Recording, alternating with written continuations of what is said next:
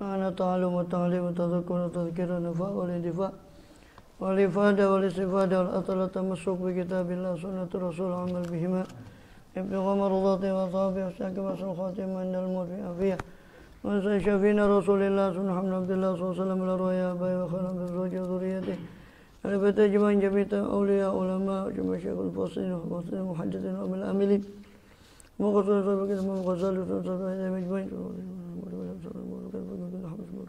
جميع سادة الأبياء والحبيب أجمعين وجميع أولياء علماء مشايخ الدين بركاتهم وقصر تصبهم بركاتهم وسرارهم ونوارهم والبدين الدنيا الآخرة وبكل يصل جميع في خلقاتهم من الموت يا أبي محمد صلى الله عليه وسلم وصلى صحابة النبي صلى الله عليه وسلم أسرار الفاتحة إن شاء الله يا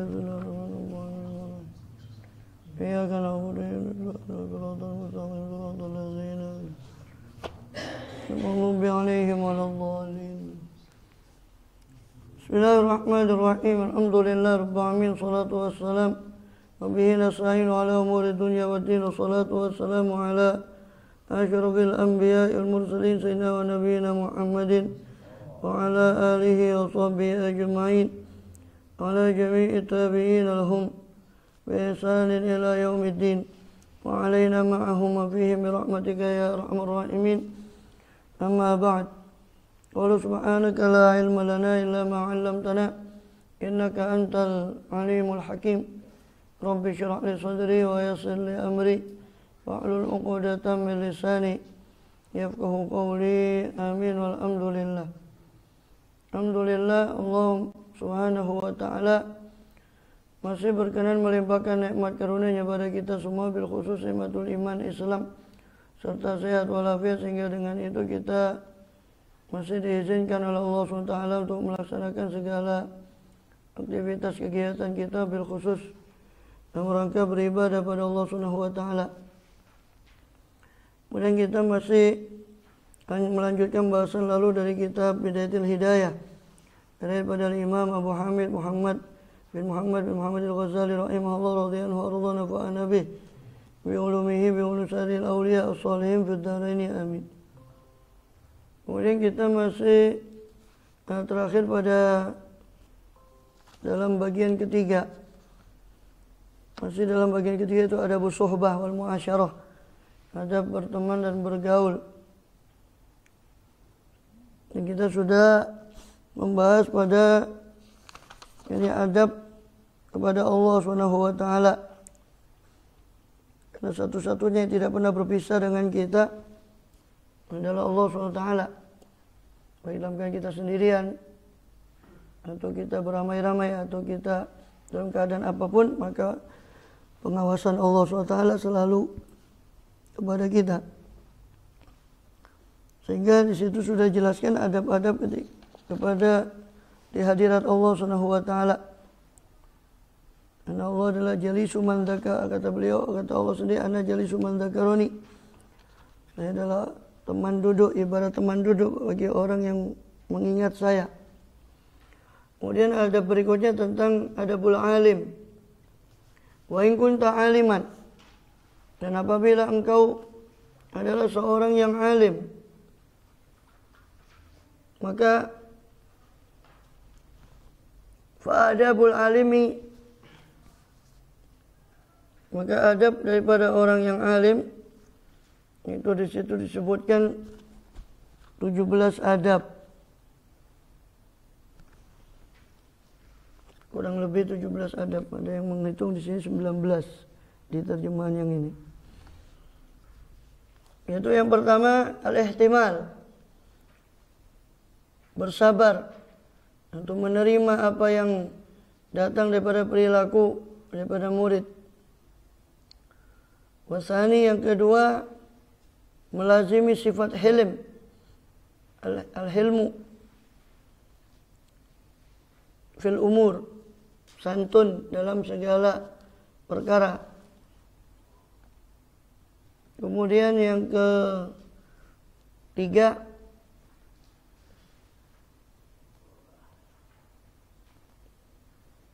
itu di situ diartikan yang pertama itu bertanggung jawab, itu kurang tepat. Kalau tanggung jawab itu tahammul. Ini ihtimalnya lebih kepada sober. Sedangkan hilm ini lebih kepada perlahan-lahan dalam segala perkara, tidak gegabah. Santun ini tidak gegabah dalam segala perkara tanpa perhitungan. Yang ketiga, al-julus bil haibah, duduk dengan wibawa.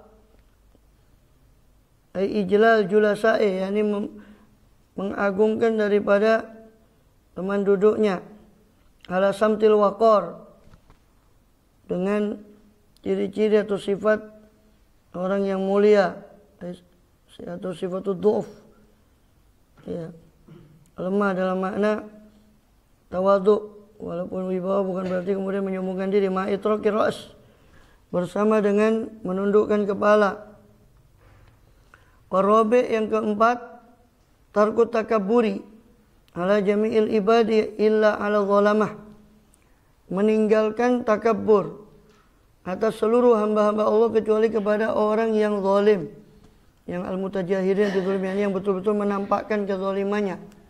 Maka itu boleh dibalas dengan kesombongan juga untuk memberi pelajaran. Zajran lahum, itu sebagai pencegahan, untuk mencegah, untuk karena mencegah lahum kepada para zalamah tadi, ani zulmi, daripada kezaliman. Fa inna takabbura mutakabbirina shadaqah, kata untuk mal mutawalli, sebab takabur atas orang yang takabur itu sedekah. Ya, menyombongkan diri kepada orang yang sombong itu sedekah, seperti tawadhu kepada orang yang mutawadhi. Yang kelima, isarut tawadhu fil mahafil, lebih mengutamakan tawadhu, merendahkan diri. Isar ay takdim, isar ya takdim, sama mendahulukan sifat tawadhu dalam mahafil, dalam perkumpulan orang banyak, ay majami'in nas wal majalis, juga di majelis-majelis. Hadis yang ke-6, tarkul hazli, meninggalkan bergurau, itu bermain-main, ay al-laib wa da'abah, ya, ini mizah, bercanda. Meninggalkan daripada bergurau atau bercanda. Terlalu banyak, ini dalam arti terlalu banyak, karena di hadis-hadis itu dari Rasul SAW ada pula yang menunjukkan kebolehan gurau, tapi di sisi lain Rasul juga melarang gurau itu. Iyyaka wal mizah fa innahu turisul baghdha, kata Rasul. Hati-hati kamu terhadap mizah, sebab yurisul baghdha, dia dapat mengakibatkan kebencian satu sama lain. Ya, maksudnya guyon tapi salah paham, akhirnya jadi, atau apa, kasratul dhahik itu kan dikatakan yurisu qasawah, al-qasawah, atau qaswatul qalb, banyak tertawa itu bisa mengakibatkan kerasnya hati. Nah, tapi di sisi lain beliau juga gurau, sehingga dikatakan, ya Rasulullah innaka tumazihuna, ya Rasulullah, Anda juga bergurau dengan kami. Na'am, walakin la aqulu illa haqqa, betul saya bercanda, tapi saya tidak berucap kecuali yang benar. Nah, berarti dari dua itu dikumpulkan oleh para ulama, maknanya adalah melarang gurau itu yang gurauan yang keterlaluan atau terus menerus sehingga menjatuhkan wibawa dari seorang alim itu, menjatuhkan wibawa dari seorang yang berilmu tadi. Kemudian yang ketujuh, adab yang ketujuh dari orang yang alim yang berilmu adalah ar-rifqu bil muta'allim, lemah lembut dengan orang yang belajar dalam pengajarannya. Wa ta'anni bil muta'ajrif, sifat kalem, ta'anni, ya, dengan orang-orang yang muta'ajrif, orang-orang yang apa istilahnya, yang kurang adab dalam bertanya dan dalam masalah. Muta'ajrif itu orang yang sok tahu, tanya tapi seolah lebih tahu dari yang ditanya. Maksud warifku muta'alim gimana? Maksudnya tidak boleh diisir apa? Warifku bin muta'alim. Iya, lemah lembut kepada orang yang muta'alim itu. Ya. Lemah lembut dalam hal menyampaikan, ya, pelajaran, pengajaran itu. Berlemah lembut. Nazir itu tak termasuk. Ya kan ketika dibutuhkan ya dilihat. Nah, ini kan bahasnya kan orang-orang yang mutalim yang lebih ke taklim yang bukan mengajar anak kecil. Kalau takzir itu sudah bisa, hanya bisa terapkan ketika memang betul-betul diperlukan. Jadi tidak mengurangi rifik tadi. Artinya mendahulukan sifat rifik itu kan.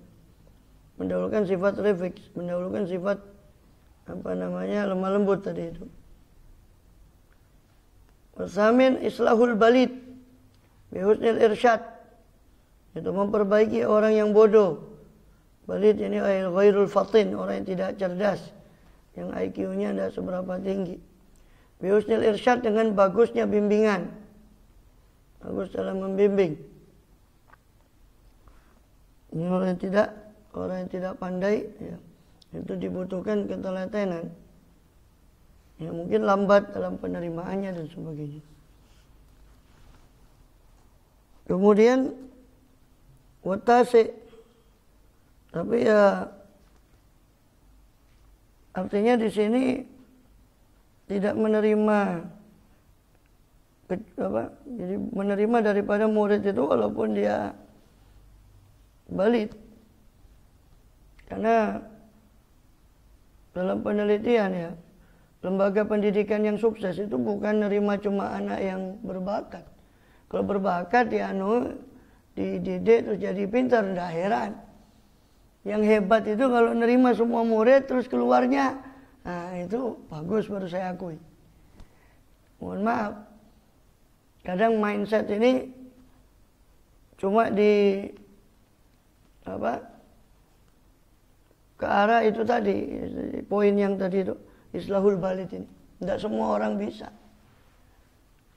Kadang orang yang tidak mampu dibuang. Kenapa? Karena tidak mampu. Kalau saya pribadi ya, mindset saya dalam pendidikan harusnya ada dua, dipilah.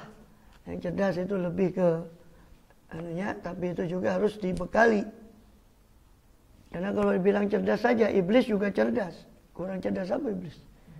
Tapi IQ-nya dibekali dengan SQ dan EQ. Spiritual quotient dengan emotional quotient. Sehingga makanya butuh suluk juga. Orang ngaji fikih ya butuh banyak-banyak ngaji tasawuf supaya dia enggak menyombongkan dengan dia punya. Nah, di sisi lain anak yang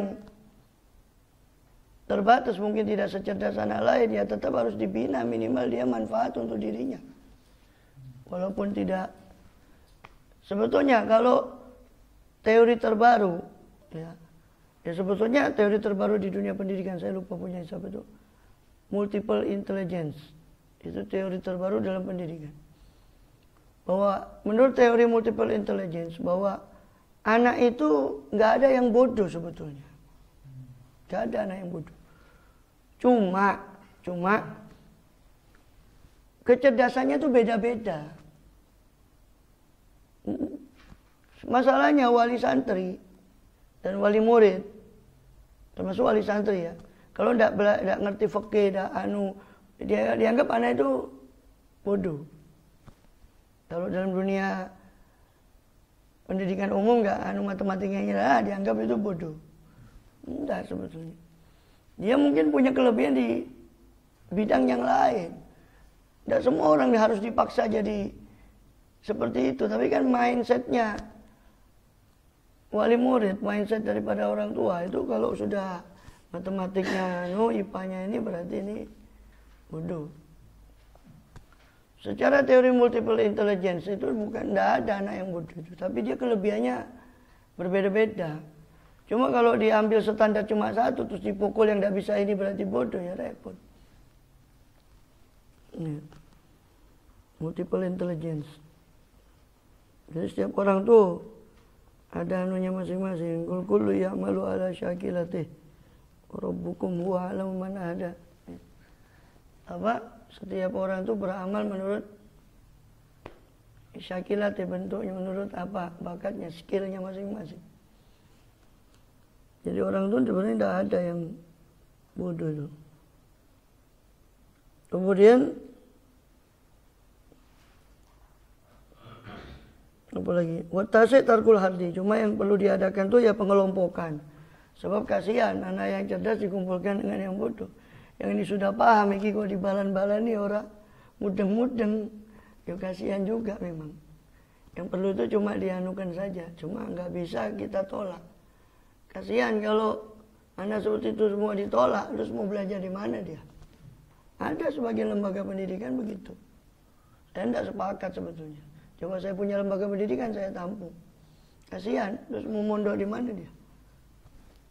Kan tidak semua harus pintar IQ-nya. Ya.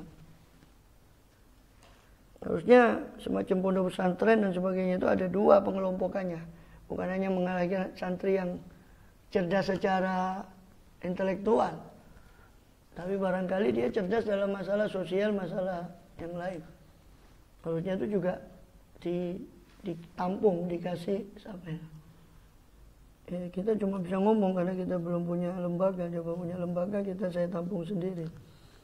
Kasih anak-anak ini.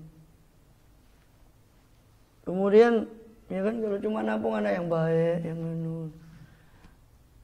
ya terus lulusannya bagus, ya enggak kaget kalau saya. Enggak hebat, itu bukan lembaga pendidikan yang hebat. Yang hebat tuh kalau anaknya macam-macam terus dia bisa lulus, bagus itu hebat. Baru kita acungi jempol. Memang enggak gampang. Kemudian apa lagi? Watarkul hardi, meninggalkan amarah atau ghadab. Al-hard ini ghadab wa ta'rid. Ya, alaihi atas al-balid, meninggalkan amarah atas orang yang bodoh. Ini repot juga. Karena ngadepi itu harus sabar. Wal asyir, justru enak gurunya tambah pintar karena mengulang-ulang satu pelajaran berapa kali sampai gurunya hafal. Ya. Yang ke-10 tarkul anafah, meninggalkan daripada keangkuhan atau istikbar, kesombongan, atau imtina atau istihya. Min qauli la adri, daripada ucapan tidak tahu. Jadi meninggalkan kesombongan, keangkuhan dari mengucap saya tidak tahu.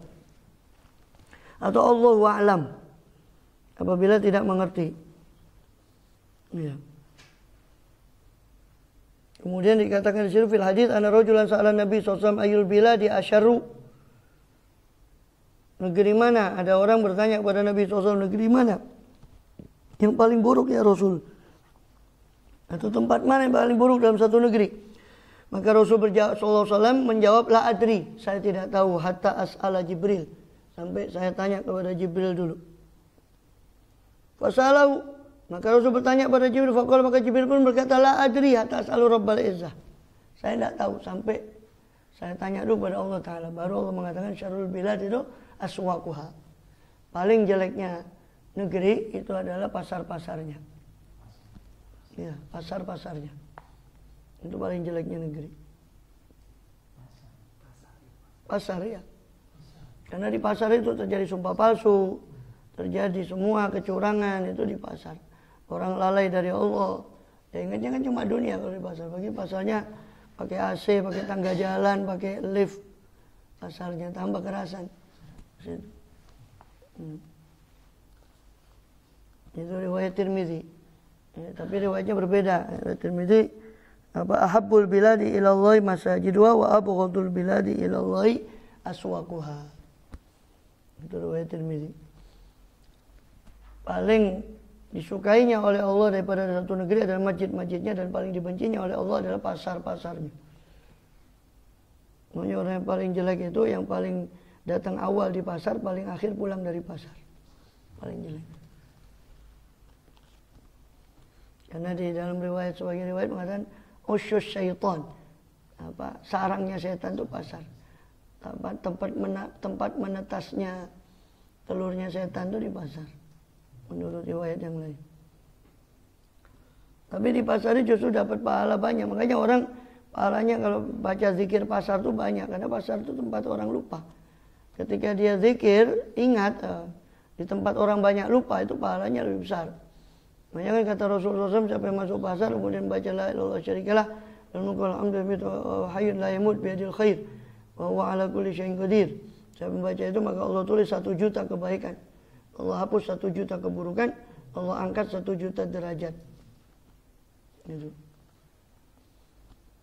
Akhirnya setelah dengar hadis itu, maka Sayyidina Umar bin Khattab kalau mau jalan itu lewat jalan, nyari jalan yang lewat pasar. Tujuannya cuma baca zikir pasar ini, cuma baca zikir.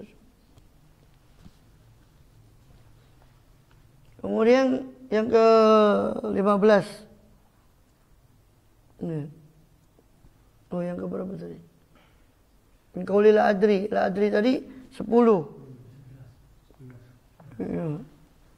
Itu harusnya dijadikan satu kalau menurut hitungan yang pensyarah ini Senawawi Banten. Itu yang ke-6 tadi tidak suka bercanda, meninggalkan bercanda. Yang ke-7 itu refik, ramah atau kasih sayang pada orang yang belajar. Ya. Kemudian ta'ani bil muta'ajrif itu yang ke-7. Yang ke-8 itu memperbaiki orang yang balid, orang yang bebal. Di situ yang ke-8 teliti setia mengawasi anak yang nakal. Ini kurang tepat. 7 sama 8 itu harusnya jadi 1, 7 itu. Kalau menurut hitungannya di sini. Yang ke-8 itu tadi setia membimbing anak yang bebal, Islam memperbaiki orang yang bebal, yang bodoh. Itu harusnya 8.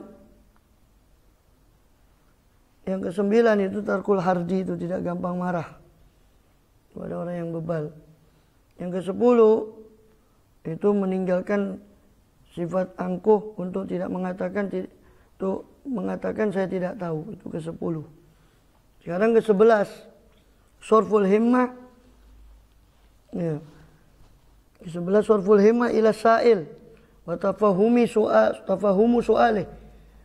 Mengarahkan himmah perhatiannya kepada murid yang bertanya dan berusaha memahami pertanyaannya. Itu harusnya yang ke-11. Itu yang ke situ, yang 12 di situ. Nah, yang ke-12 qabulul hujjah, menerima alasan ya, yang benar. Ya, meskipun itu dari musuh ketika dia berdiskusi. Lianna tiba al-haqi wajibun, sebab mengikuti kebenaran itu lebih wajib. Yang ke-12, yang ke-13 ya. 13 al-inqiyad lil haq, tunduk pada kebenaran. Itu di situ ditulis yang ke-14. Nah, yang ke-13 tunduk pada kebenaran birujuk ilaih. Ya. Dengan merujuk kepada kebenaran indal hafwah, ketika terpeleset dalam ucapan atau keyakinan. Yang ke-14 man'ul muta'allim an kulli ilmin yadurruh, mencegah orang yang belajar itu dari segala ilmu yang bisa membahayakan dia. Seperti ilmu yang belum pada saatnya dia pelajari. Itu yang ke-14. Di situ tulis yang ke-15. Yang ke-15 zajruhu an ayurida bil ilmi nafi wa wajillah. Melarang murid tadi an ayurida, daripada menghendaki dengan ilmu yang bermanfaat tadi selain ridha Allah SWT. Ya, itu yang ke-15. Kemudian yang ke-16 saddul muta'allim, menghalangi orang yang belajar an ayastaghil bi fardhu kifayah, daripada yastaghil, sibuk siapa orang yang belajar tadi dengan fardu kifayah qabla al-faraghi, sebelum selesai min fardhil ain, daripada fardu ain. Wa fardu ainihi, sedangkan fardu ain yang dimaksud fardu ainnya itu apa? Apa fardu ainnya? Islahu zahiri wa batini bitaqwa, memperbaiki zahir dan batinnya dengan takwa. Selama belum selesai fardu ain, maka jangan dia sibuk dengan fardu kifayah. Yang ke-16. Yang ke-17 mu'akhadhatu nafsihi, ya, mengobati dirinya, nafsunya, awalan, pertama kali, bittaqwa, dengan ketakwaan, liyaqtadiyal muallim, supaya mengikutinya si muta'alim, yaqtadiyal muta'alim, supaya si pelajar, orang belajar itu mengikutinya awalan bi'amali, dengan amalnya, wa istafidu saniyan min qali, dan mengambil faedah yang kedua kali dengan ucapannya si orang alim tadi. Jadi yang ke-17 itu menguji diri, mengobati diri dengan cara takwa tadi, dengan melaksanakan nilai takwa supaya dia menjadi contoh dengan perbuatannya sehingga ucapannya pun manfaat. Ya. Sebagaimana dikatakan oleh Abul Aswad itu dalam syairnya, wa idza atabta 'ala as-sadiqi wa lumtahu fi mithli ma ta'ti fa anta mulim. Apabila kau atabta, kau mencela atas shadiq, atas teman, wa lumtahu, sama kau mencelanya, menegurnya dan mencelanya, mencela teman tadi, fi mithli ma ta'ti, dalam perbuatan seperti apa yang kau lakukan, kau laksanakan sendiri. Ini kau mencela dia padahal kau melakukan perbuatan yang sama dengan yang kau celakan pada temanmu, fa anta mulimu, maka engkau itu tercela. Fabda bi nafsika fanhaha an ghayyiha, maka mulalah dengan dirimu sendiri, cegahlah diri nafsumu itu daripada kesesatannya. Fa idzan tahat anhu fa anta hakim.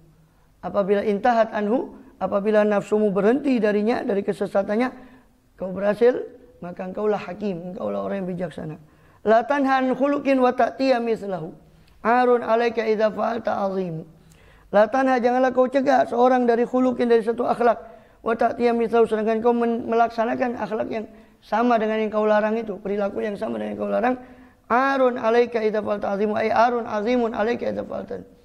Yani celah yang besar, suatu celah yang besar atas dirimu kalau kau melaksanakan seperti itu.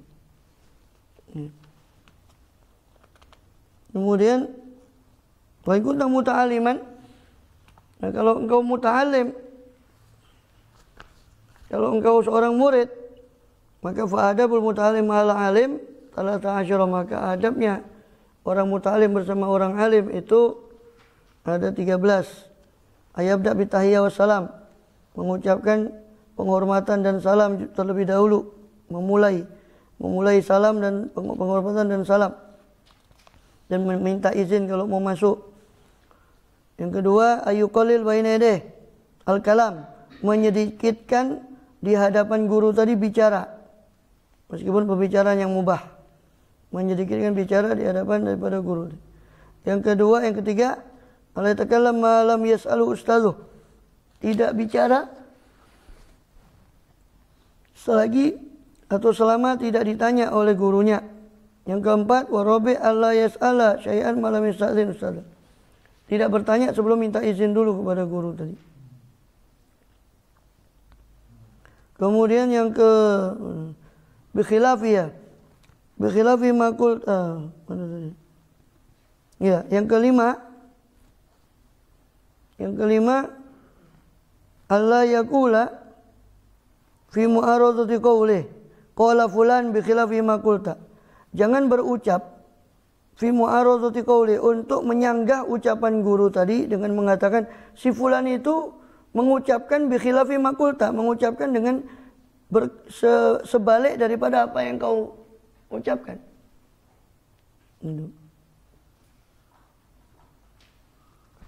Jadi kalau ya tidak boleh, ya ini jangan menyanggah daripada guru tadi yang mengucapkan oh fulan itu kok mengatakan begini. Gitu. Yang keenam, ala yushiru alaih bi khilafi ra'yih. Jangan ya, tidak yushiru alaih, tidak memberi saran, isyarat kepada guru yang berbeda dengan ra'yih, berbeda dengan pendapat si guru tadi. Fa yara annahu a'lamu bis-shawab, maka dia menyangka si murid tadi, bahwasanya si murid tadi lebih tahu tentang kebenaran dalam masalah itu min ustadzi, daripada gurunya. Ya.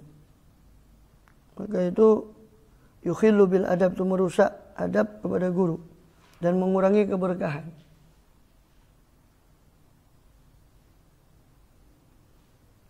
Yang ke-7, Allah yas'al jalisahu bi majlisih. Yang ke-7, ada orang yang belajar tidak bertanya kepada teman duduknya di majelis gurunya tadi. Ya. Kemudian yang kedelapan, Allah yaltafita ilal jawanib. Ya, jangan menoleh ke sisi-sisi yang lain. Bal yajlis mutriqan ainah. Tetapi dia duduk dengan menundukkan pandangannya sakitan atau sakinan, dengan tenang, muta'adiban, beradab, karena fi shalah, seolah-olah di dalam salat. Wala yuksir alaihi soal, ya, seolah-olah dalam salat. Dan yang kesembilan, adabnya tidak memperbanyak bertanya, terutama ketika indah malalih, terutama ketika bosan guru itu, ketika sedang jenuh. Guru juga manusia kadang. Ya. Karena mungkin kadang ada jenuhnya, ada lagi galau, ada macam-macam. Jangan bertanya macam-macam ketika dia jenuh. Dia harus tahu sikon, situasi dan kondisi. Kemudian yang ke-10, idza qama qama lahu. Apabila berdiri gurunya, maka dia berdiri untuknya, untuk menghormatinya. Yang ke-11, ya, masalah berdiri ini, ya, seperti Rasulullah di Bukhari kan dijelaskan, ya. Rasulullah menyuruh sahabat-sahabat menghormati Sa'ad bin Ubadah, karena dia adalah ketua Ansor, sesepuh Ansor. Qumu ila sayyidikum, berdirilah kamu kepada pemimpin kalian. Adapun hadis yang mengatakan jangan kamu berdiri pada saya seperti berdirinya orang ajam kepada rajanya. Hadis seperti itulah takum ilaya kama lupa matan hadisnya, intinya seperti itu. Adapun itu ditafsirkan sebagaimana dalam Fathul Bari syarah Sahih Bukhari. Itu tafsirkan ya bukan berarti itu larangan dari berdiri. Itu larangan kalau si orang itu suka orang lain berdiri untuk dia lah itu. Ini karena kesombongannya, suka orang kalau berdiri untuk dia. Tapi sebagai adab kita berdiri kepada orang alim, kepada orang ulama, kepada kita adab kita kepada. Dengan adabnya ulama, jangan minta orang menghormati dirinya. Biasa saja, paling enak itu tidak ada beban, itu jadi hamba Allah. Tidak ada beban, dihormati alhamdulillah, tidak dihormati tidak apa-apa. Ya. Karena namanya hamba ya. Jadi itu larangannya. Jadi bukan berarti hadis itu melarang untuk berdiri. Karena mohon maaf, ada kelompok yang kurang kerjaan itu kan membid'ahkan, katanya enggak boleh. Oh, ya enggak berdiri untuk ulama itu bid'ah itu macam-macam. Ya, mereka membawa hadis itu. Hadis itu bukan konteksnya. Konteks hadis itu ketika orang itu menuntut seolah-olah untuk berdiri. Seolah-olah dia gila hormat atau apa. Nah, tapi kalau kita berdiri untuk menghormati itu tidak ada masalah. Buktinya Rasulullah menyuruh orang Ansor ketika datang Sa'ad bin Ubadah itu pemimpin Ansor, disuruh berdiri oleh Rasulullah. Qumu ila sayyidikum, bangunlah kamu kepada pemimpin kalian. Nah, kalau itu dilarang untuk apa Rasul menyuruh? Kemudian apa lagi? Yang ke-11, alayat wa bi kalami wa su'alih. Jangan jangan mengikutkan guru tadi dengan ucapan. Ya, dengan ucapannya dan dengan pertanyaannya. Ketika guru itu mau berdiri, jangan kau ikutkan dengan ucapan. Dan yang ke-12, ala yas'alu fi tariqih. Jangan bertanya di jalan. Tapi tunggu ila an yablugha manzilih, hingga sampai ke rumahnya atau tempat duduknya baru tanya. Wasalis yang ke-13 asyar, yang ke-13, ala yusi azan. Jangan buruk sangka bi kepada guru fi af'alin zahiruha munkarah. Pada perbuatan yang secara zahir itu seolah-olah kemungkaran. Indahu, di sisi orang yang muta'alim, di sisi orang yang belajar, fahuwa a'lamu bi asrarih. Sebab guru itu lebih tahu tentang asrar, rahasia perbuatan itu tadi. Wal yadhkur inda dzalika qaula Musa lil Khadir.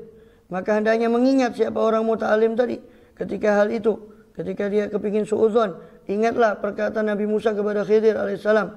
Ini Balia bin Malkan atau bin Mulkan, Abul Abbas, itu julukannya Khidir. Siapa yang menghafalkan itu masuk surga, katanya para sufi. Yang tahu namanya Khidir, lakopnya sama kunyah. Kunyahnya Abul Abbas, lakopnya itu Khidir, namanya Balia bin Mulkan. Hendaknya dia mengingat perkataan Musa kepada Khidir alaihissalam. Ya kan? Akharaqtaha litughriqa ahla, apakah kau hendak merobek perahu ini, melubangi perahu ini, litughriqa supaya kau menenggelamkan penghuninya, orang yang naik di atasnya. Qad jita syai'an imra, sungguh kau telah melaksanakan, mendatangkan satu perkara yang imra, yang melampaui batas, yang buruk. Ya. Aziman munkaran. Jadi secara zahir memang diingkari oleh Nabi Musa. Buat apa kau perahu kok dilubangi, kata Nabi Musa secara zahir. Hanya baru dikasih tahu oleh Nabi Khidir, baru dia tahu. Jadi jangan mengingkari satu perbuatan zahir dari gurunya itu yang mungkin dia lebih tahu alasan itu tadi. Lalu dia suudzon kepada perbuatan itu. Ya. Kemudian wa kaunuhu muqtian fi ingkari i'timadan al-zahir. Dan hendaknya dia ingat bahwa keberadaannya si muta'alim itu muqtian, bersalah dalam ingkarnya dia kepada ustadznya, i'timadan al-zahir, hanya berlandaskan, bersandarkan kepada zahir. Ya. Kemudian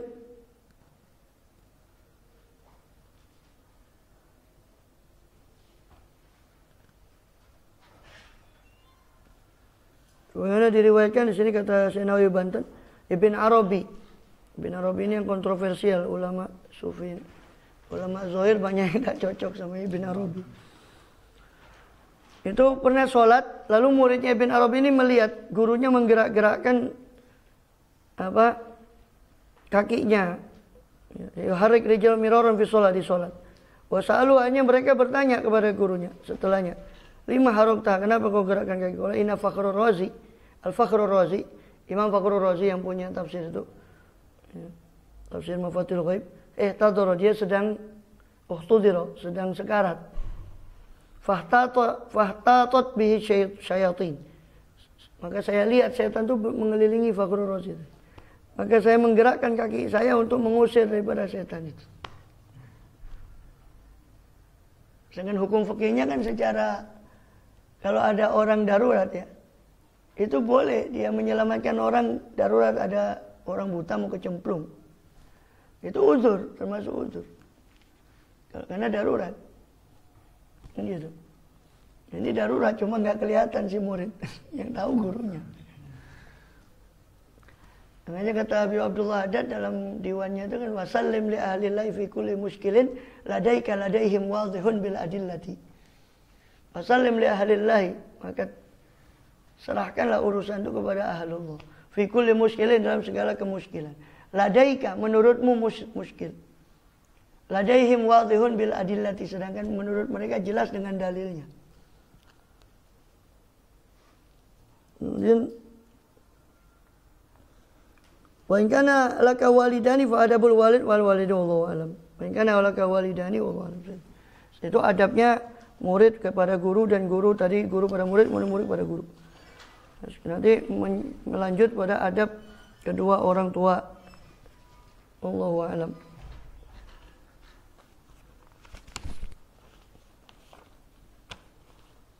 Langsung ke ininya ya, ihya'nya belum.